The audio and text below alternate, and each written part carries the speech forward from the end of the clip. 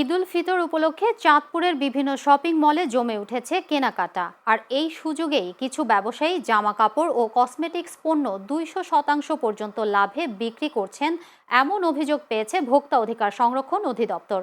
অভিযোগের প্রেক্ষিতে অভিযান পরিচালনা করেন চাঁদপুর জেলা কার্যালয়ের সহকারী পরিচালক আব্দুল আল ইমরান। এ সময় বেশ কয়েকটি শপিং মল, জুতা ও কসমেটিক্স দোকানদারকে জরিমানা করা হয়।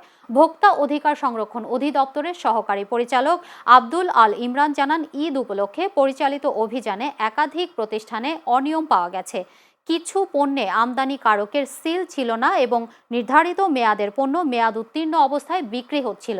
এছাড়া কয়েকটি প্রতিষ্ঠান অতিরিক্ত লাভে পণ্য বিক্রি করছিল। এসব অপরাধে সংশ্লিষ্ট প্রতিষ্ঠানগুলোকে আইনের আওতায় এনে জরিমানা করা হয়েছে।